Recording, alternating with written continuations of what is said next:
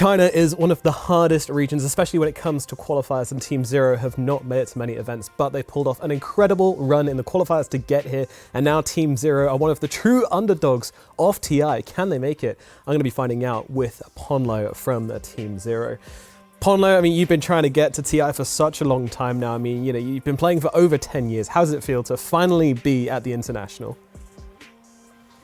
I mean, it still feels quite unreal. Like, I've been in the hotel for like the past 2 days, and it's like you kind of can't believe like all these people are all doing all these things, and you have so many nice things. Just like even random things like having bananas and snacks at your whenever you want to eat. You know, it's like 1 year ago you are like some nobody that, you know, you can't even get like basic respect in like normal society. Yeah. So it's the thing is that I don't feel much different like as a person back then and now. Yeah. So it's the treatment you get is very different. Which people do you feel like are acting differently to now that you've qualified at TI? You know, are these like people, you know in Dota or outside of Dota? Or? Maybe it's not really about how people treat me differently. I think it's more like, I think before you get to TI as a Dota player, you kind of feel very small for many years.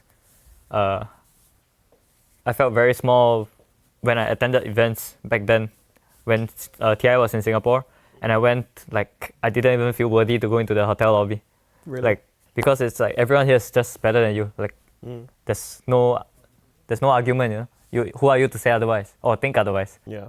But now that I'm a player at TI, I don't feel that big anyway. It's just, you know? It's just like, I get you. Now I don't feel small. Yeah, yeah. That's awesome. I don't even know if you've had a chance to kind of think about this or, you know, take a step back, but what are your expectations? You know, what are you aiming to achieve coming into this international? I think when we won the qualifier, I felt like perhaps some of the other teams were not at their best. I didn't feel like we were ready for TI back then. Mm-hmm. But then actually, in our recent scrims and that we boot camp in Serbia, more and more I feel like we could do something, you know, here. I'm not going to say I think we're going to win it. I mean, we could be Wings 2.0. Yeah. It's possible. Yeah, a lot of things have to line up for that to happen. But I don't really care for that as much as I just want to play like good enough Dota that I'm not disappointed with myself. Yeah. That's what I want.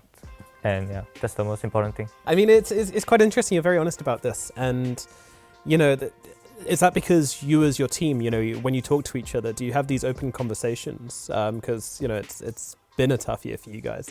Have you been able to address that as a team?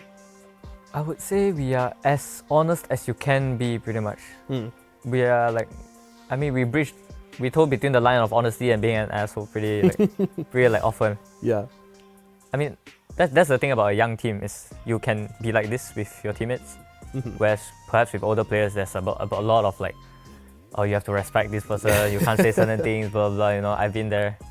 And I don't like that environment. Yeah. I prefer this environment where you can just, you know, shoot the shit, basically. Absolutely. So your plan to come into this basically is to, you know, be chill, be honest with each other and just try to improve as quickly as possible. And, yeah, you know. I mean, the thing is that no one is right all the time. Yeah. But most of us are right most of the time.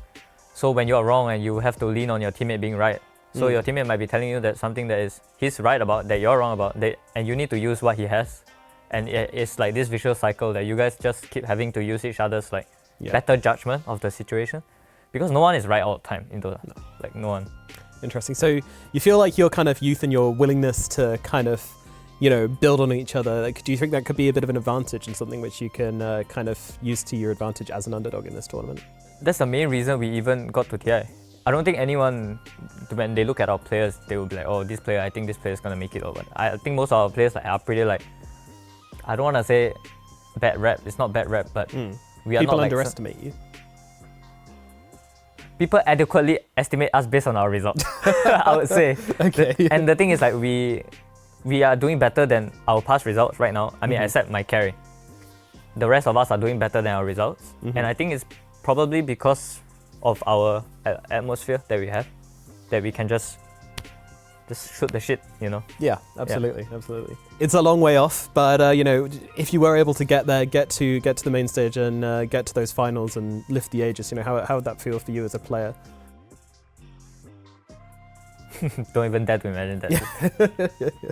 I think any sort of result is like you're just happy to be there, man. Just to play. If you can play your best and you can improve on that and play even better than your best, I think that no matter what result you get, you can feel happy. I think. Yeah. For now, at least, like that's how I feel. Honestly, I don't really care if I get 2nd or 6th or 8th, or if you can play your best and improve and do better than your best, that's the best you can ask for, I think. Absolutely, yeah. So, all right, Ponlo, thank you very much for coming to talk to me, and looking forward to seeing your best. Thank you.